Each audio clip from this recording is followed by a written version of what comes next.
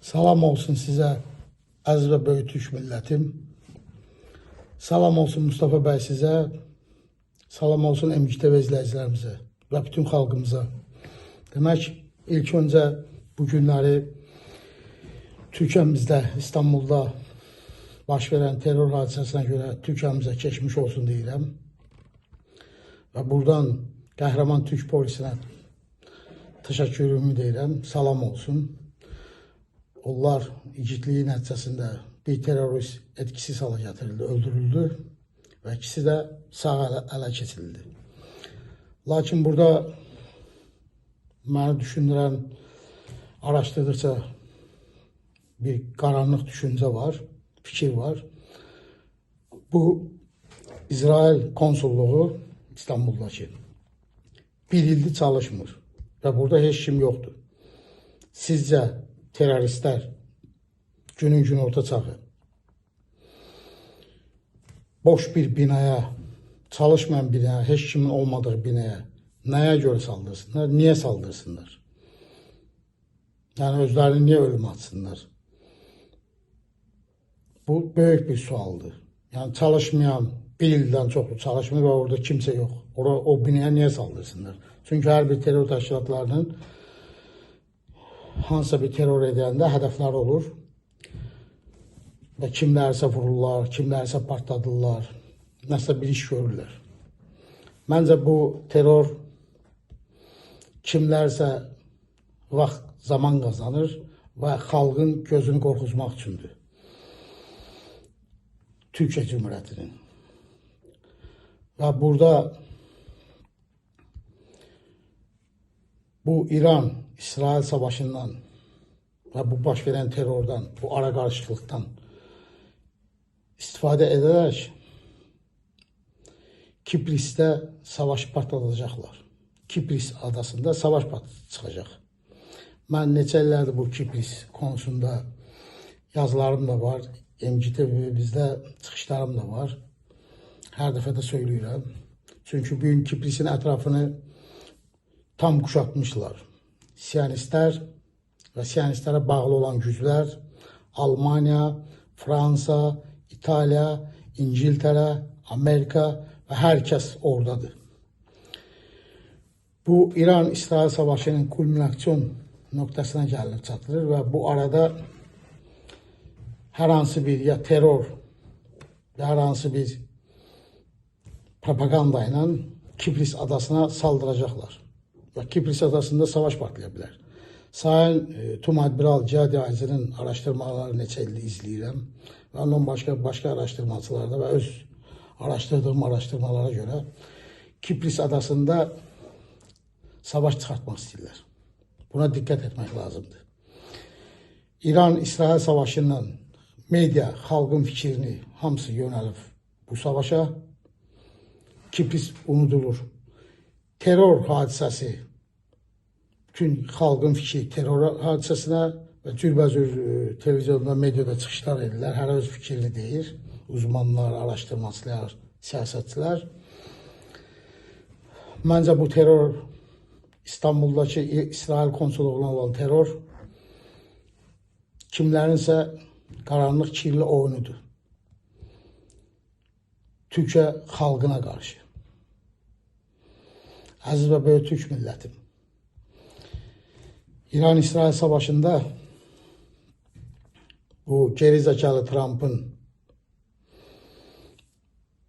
bu gecə, bu yaxın zamanda daxildə, Amerikan daxilində gedən ulusalçılarla, yəni Amerikan millətçilərlə, Siyonizm, İsrail lobbilərindən gedən savaş və globalistlərin savaşı. Bu Trump bu yaxın günlərdə Pentagondan 80'ə yaxın admiral, general, yarbay komutanları görevdən aldı 2 gün bundan öncə.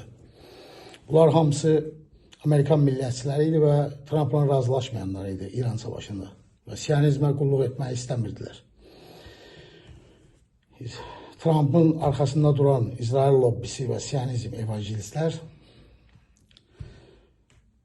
İrana taktiki nüvə silahı, yəni nükleer silah atılmasını artıq zorlayıblar. Və hətta Netanyahu'nun telefon danışığı da olubdu Trump'la. Yəni artıq bu qaçılmazdır. Allah eləməsin. Əgər İrana nükleer silah atılarsa və İran da buna nükleer silahla cavab verəcək, İsrail yer üzündən silinəcəkdir.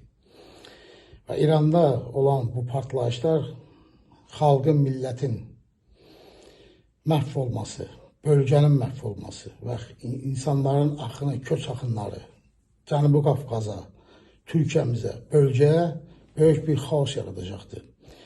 Bu arada bu Ərəb yarımadasıdır, əgər nükleer silah atılsa, Suudilərdir, Körfəz ölkələrdir, hamısı bir dəfəli məhv olub gedəcəkdir. Artıq bunlar məhv gedəcəkdir. Əgər nükleer silaha gedərlər. Çünki heç sürə Amerika buna razılaşa bilmir. Çünki Amerika mifi, Amerika hegemoniyası İran savaşında bitdi. Necə ki Rusiya mifi hegemoniyası var idi, Ukrayna savaşında bitdiyi kimi artıq İran savaşında da Amerika hegemoniyası bitdi. Və buna da Trump kimiləri, gerizekalılar, xəstə, narsistlər heç sürə razılaşa bilmirlər. Ona görə Trump'ın verdiği mesaj sizi taş dövrünə döndürəcək. Bu mesaj dünya ulusal beynəlxalq arenada taktiki və yaxud da ki nüvə silahının atılmasıdır, işlənməsinin mesajıdır. Bu bir dəfə Yaponiyada Hirasima'ya Amerikanın attığı zaman bu söz işlənilib. Bir de ikinci sefer dünyada bugün işlənir. Və kimsə dünyada elə bir lider yoxdur ki, bu dəqiqə durub Trump'ın qarşısına çıxsın desin. Çünki dünyada döngələr dəyişdi, düzen dəyişdi. Elə bir güc yoxdur ki, elə bir avtoritetli güc.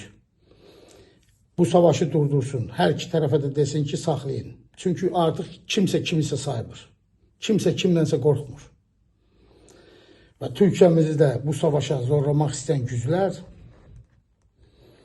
və Türkiyəmiz hər vasitəylə bu savaşdan qaçınmağı, bu terror olayları və Kipris adasının ətrafı belə kuşatılması Yunan basınının da bəzi məlumatları, bilgiləri. Ancaq böyük rəsm onu göstərir. Və bu terror məncə bir oyun idi. İstanbuldakı İsrail konsulluğu olan boş bir binaya gün orta çağı terör etmək, bu bir oyun idi. Bu ya kimlərinsə xalqa verdiyi mesajdır, ya kimlərsə zaman qazanırlar. Bunu yaxın gələcəkdə bu işi buraxaq araşdırmacılarımıza, gözəl ziyalı, alim professorlar, strategiklərimizə. Və son olaraq, əziz millətim demək istəyirəm, ruhdan düşmək yoxdur. Bu xaosdan, 21-ci yüzyılın bu yaranmış xaosdan yeni Birləşmiş Türk Dövlətlər Birliyi, Türk Dövlətlər Təşkilatı yox, Birləşmiş Türk Dövlətlər Birliyi doğacaq. Və bunu da əsl damarlarında Türk qanı axan, Türk məfkurəsindən, Türk ruhuyla yaşayan, Türk milli düşüncəsindən yaşayan Türk millətçilik edəcəkdir. İnşallah özümüzün paramız da olacaq, parlamentimiz de olacaq, ordumuz da yaranacaqdır. Başka yolu yoxdur. Bizim birləşib bir güc olmaq və işğalda olan, zülümdə olan bütün Türklərimizi hamısını bura birləşdirəcəyik. Kərkükümüzü də, Musulumuzu da, Suriye Türkmenlərimizdə, Türkmen elində, Kiprisimizdə, Kırımda Türklərimizdə, Tataristanda, Batı Trakya'da, Başkurdistanda, Mazaristanda, Kipris'te hamımızı bu birliğe birləşdirəcəyik. Uca Tanrım Türk'ü korusun ve uzatsın. Ne mutlu Türk'üm diyene. Allah'a emanet olun.